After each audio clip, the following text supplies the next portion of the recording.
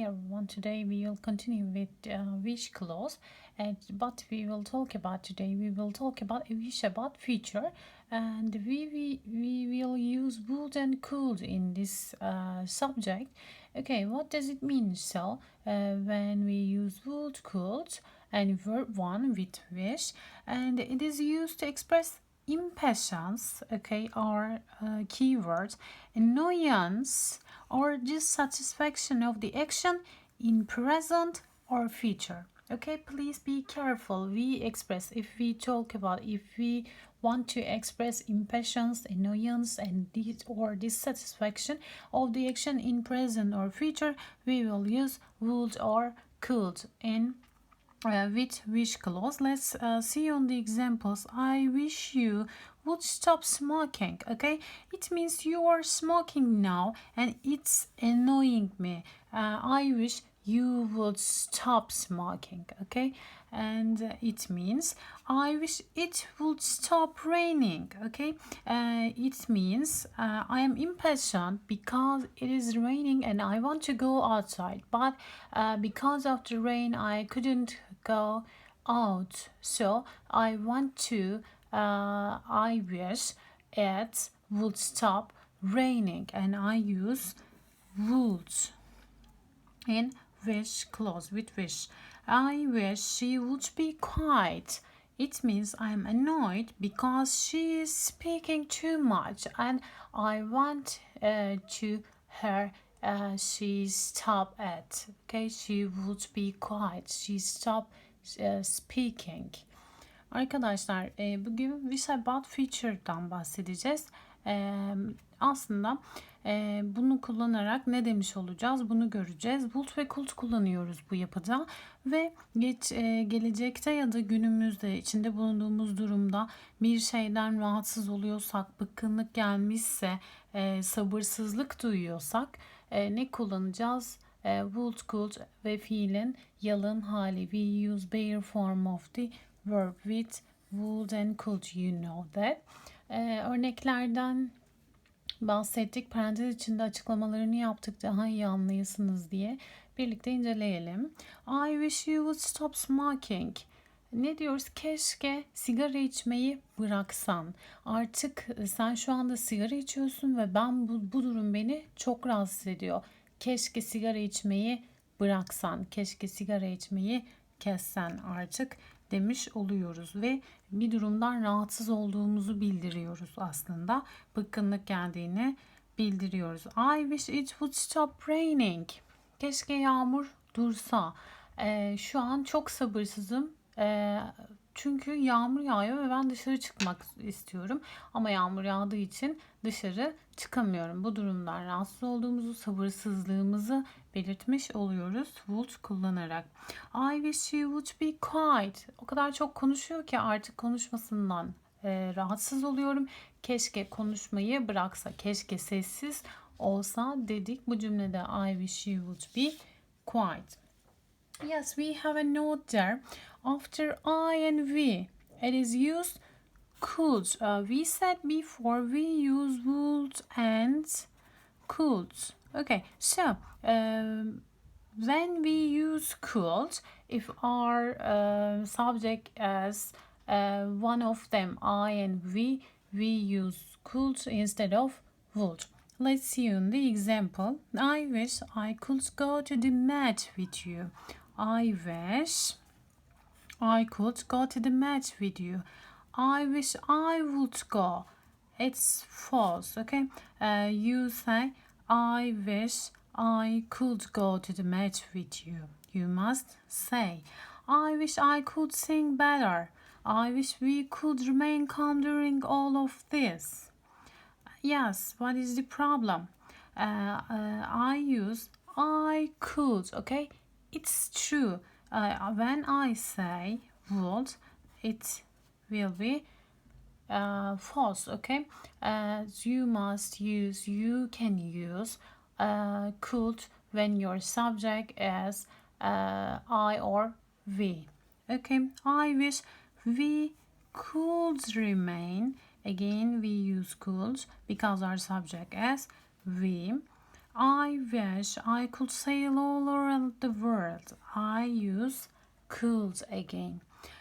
Arkadaşlar şimdi burada bir tane notumuz var. Notumuzda ne dedik? Birlikte görelim. Tekrar üzerinden geçelim. Şimdi bazı durumlarda could kullanıyoruz. Would'un yerine. Biliyorsunuz ki bir şeyden rahatsızlık duyduğumuzu ya da bıkkınlık geldiğini anlatırken would ya da could kullanıyoruz demiştik. Could'u kullandığımız durumlar farklı. Eğer öznemiz I ya da we'den birisi ise ne kullanacaksınız? Would yerine could kullanacaksınız. Tabii ki anlam değişmiyor. Tamamen gramatik bir bilgidir bu. Örneklerde gördük. I wish I could. Öznemiz neydi? I. Go to the match with you. Keşke seninle maça gelebilsem dedik arkadaşlar. Anlam değişmedi. I wish I could sing better. Keşke daha iyi şarkı söyleyebilsem dedik arkadaşlar. I wish we could remain calm during all of this. I wish I could sail all around the world. Ne yaptık? Yine öznemiz bu cümlede we olduğu için could kullandık. Bu cümlede ise öznemiz I olduğu için yine could kullandık arkadaşlar. Let's make our exercises together.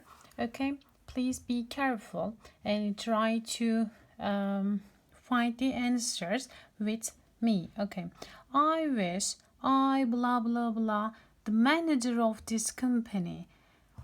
Okay arkadaşlar, egzersizlerle, alıştırmalarla devam edeceğiz. Alıştırmalarımız karışık, bunu söylemeyi unutmayalım. Yani if we talked about before this lesson, a wish about present, a wish about past and a wish about future. Bu dersten önce iki konudan daha bahsetmiştik. Yani geçmişte ya da günümüzde yaşanan, yani dileklerimizden bahsederken ne yapıyorduk? Bunlar kullandığımız yapılar vardı.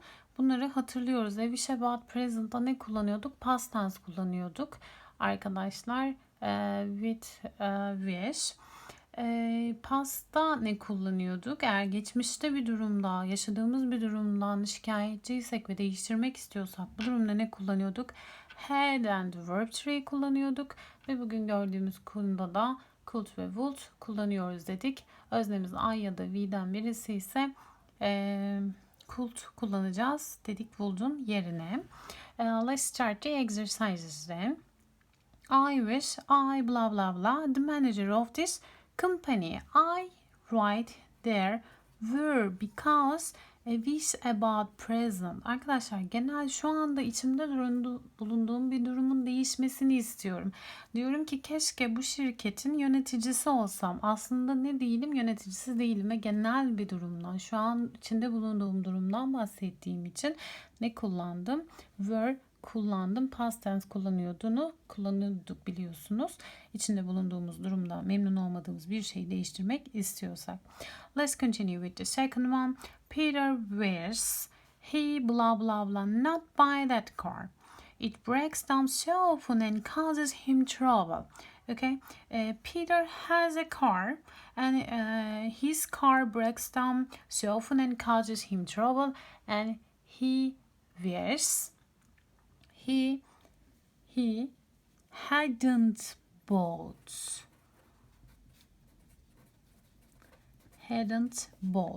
Arkadaşlar burada ne dedik? Peter keşke bu arabayı almasaydı. Sürekli bozuluyor ve ona sorun çıkarıyor. Wish about past dedik çünkü zaten arabayı almış. Bu durumu değiştirmek istiyor. Zaten olmuş bir şeyi değiştirmek istiyor. Yaptığı bir şeyi. Bu yüzden ne kullandık? A wish about past dedik ve hadn't bought kullandık. Had and verb three rules. Okay. Ashley's mother wished she blah blah blah well in the final exams next week. Okay. A wish about future we can say, and our subject is she, and I say would do. Arkadaşlar gelecek haftaki eşinin annesi ne diyor? Keşke gelecek haftaki final sınavlarından iyi alsa, iyi yapsa diyor. Ve ne yaptık? Gelecekle ilgili bir şeyden bahsettiği için de would'u kullandık. Larry wishes he blah blah blah on a spa holiday relaxing rather than working in the office now. Okay, it's the key.